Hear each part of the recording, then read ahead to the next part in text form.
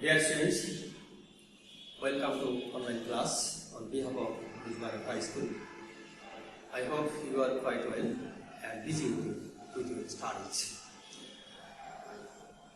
We are going to learn today completing sentences.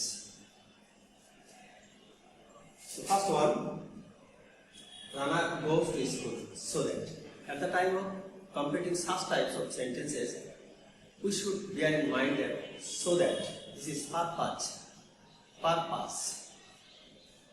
So such types of sentences we must use subject and modal, can or could. If the verb present tense, modal must be present tense. So subject, here noun Rana and pronoun. He can learn more. He can learn more. Rana goes to school so that he can learn more. আমি যদি বাংলায় বলি, এই জাতীয় sentence যখন আমরা সম্পূর্ণ করব তখন খেয়াল রাখতে হবে যে সো দ্যাট এটার বাংলা অর্থ হলো যাহাতে।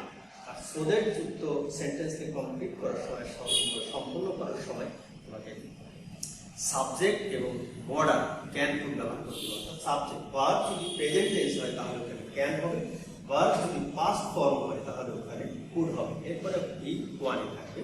তো এখানে কি বলা হচ্ছে, Rana goes to school so that Rana বিদ্যালয়ে যায় যাহাতে হি ক্যান লার্ন মোর, যাতে সে অনেক জানতে পারে। এখানে আরো অনেক বাক্য দেওয়া যেতে পারে। He can pass the exam, he can make a good result, এরকম অনেক বাক্য আমরা পাই। নাম্বার 2, নাম্বার 2 হচ্ছে the students work hard so that, একই সেন্টেন্স। সো দ্যাট যাহাতে, অর্থাৎ এখানে একটা পারপাস বা উদ্দেশ্য লুকিয়ে আছে। উদ্দেশ্যের ক্ষেত্রে ছাত্ররা কঠোর পরিশ্রম করে যাহাতে তাহারা সফল কাম হতে পারে। তাহলে কি দিতে পারি আমরা বন্ধুরা? সাবজেক্ট দিব এখানে they can succeed, S-U-C-C-E-E-D, they can succeed, S-U-C-C-E-E-D, they can succeed. Number 3, this is called conditional. If you work fast, তুমি যদি দ্রুত হাঁটো, তাহলে এখানে আমরা সূত্র পাচ্ছি ই প্লাস প্রেজেন্ট প্লাস ফিউচার, অর্থাৎ এখানে ইফ আছে এবং ওয়ার্ক প্রেজেন্ট ফর্ম আছে। আমরা শেষ করব ফিউচার ফর্ম। খুব সহজ জিনিসগুলো।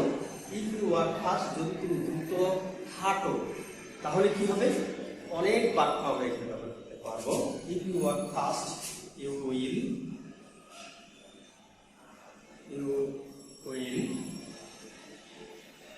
get the bus. আমরা এখানে আরো অনেক বাক্য ব্যবহার করতে পারি। You will catch the bus, এই ধরনের বাক্য আমরা এখানে ব্যবহার করতে পারি। Number 4, if you drink milk,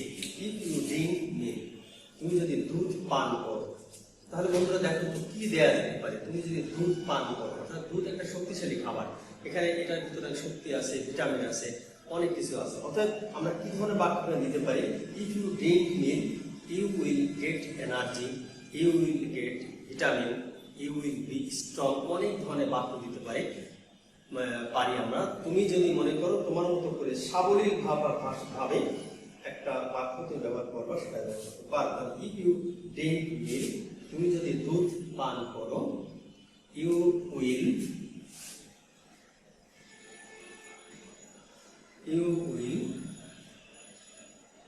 B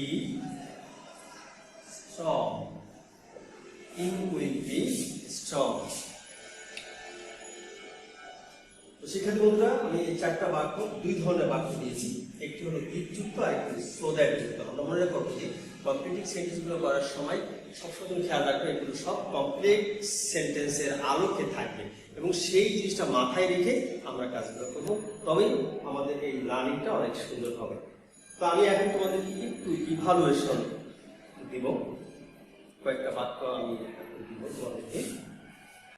শিক্ষার্থী বন্ধুরা, ইভালুয়েশন জাস্ট আমরা একটু আগে যে কাজটা করলাম তার উপর ভিত্তি করে একটা বাক্য আমি লিখেছি। এখন আমরা একটু ট্রাই করি। এখানে কি আছে দেখো, ইফ ইউ রিড মোর। আচ্ছা, কি দেওয়া যেতে পারে? তুমি যদি অধিক বা বেশি বেশি পড়ো, কি দেওয়া যেতে পারে বলো তো? হ্যাঁ, এই ধরনের আমরা দিতে পারি যে তুমি পাস করবে, তুমি খরচ করবে, তুমি জানবে, পড়লেই তো জানা যায়। কি দেওয়া যায়? যে কোনো একটা বাক্য তুমি দাও, ইফ ইউ রিড মোর, তুমি যদি বেশি বেশি পড়ো, ইউ উইল লার্ন মোর। ওই যে ইফ দিয়ে শুরু হয়েছে, ফিউচার দিয়ে শেষ করতে হবে। ইউ উইল, আমরা কি দিতে পারি? You will learn more. আমরা এটা দেব, you will learn more. She went to the garden so that, সে বাগানে গিয়েছিল যাহাতে। ভার্ব যদি পাস্ট ফর্ম, আমরা কিন্তু একটু আগে কাজ করেছি প্রেজেন্ট ফর্ম দিয়ে, ভার্ব পাস্ট ফর্ম, অর্থাৎ সাবজেক্ট নিব আমরা, এরপরে মডার্ন, তারপরে ভিক ওয়ান। সাবজেক্ট কি আছে এখানে? শি আছে, আমরা এখানে শি নেব। She could, she could. তাহলে বাগানে যায়, she could pluck, ELUCK, pluck some flowers.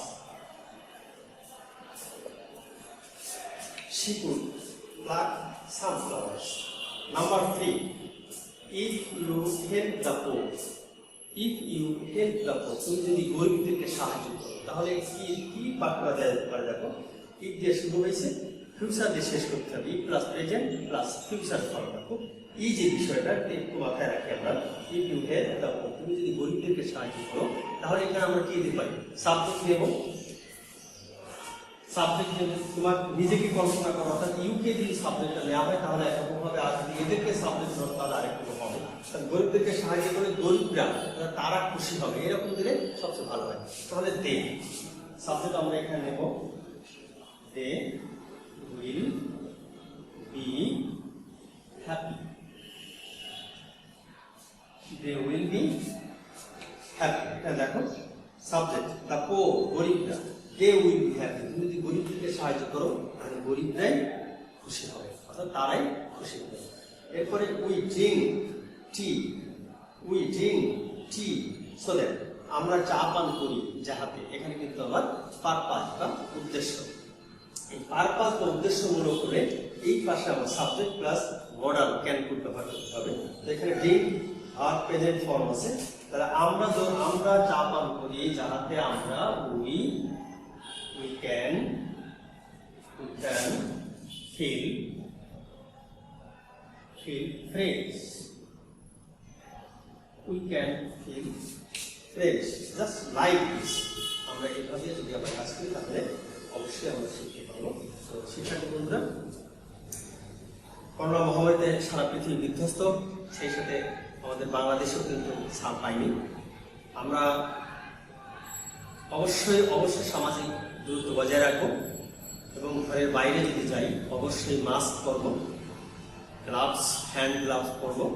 আর ঘন ঘন, অর্থাৎ আমরা যদি সাথে আমাদের স্যানিটাইজার থাকে তাহলে তাই দিয়ে আমরা হাতটা পরিষ্কার করে নেব। আর বাহির থেকে বাড়ি যেয়ে অবশ্যই হাত মুখ ভালো করে ধুয়ে গোসল করে কাপড়টাকে কমপক্ষে আধা ঘন্টা ধরে সাবান পানিতে ভিজিয়ে রেখে ধুয়ে পরিষ্কার করতে হবে। এভাবে যদি আমরা স্বাস্থ্যবিধি মেনে আমরা কাজকর্ম করি তাহলে আমাদের ভালো হবে। খুব সহজে আমরা করোনাকে আমরা কাবু করতে পারবো। তো তোমাদের সবাইকে ধন্যবাদ। অবশ্যই খেয়াল রাখবে এবং পরবর্তী ক্লাসে তোমাদের সাথে আবার দেখা হবে।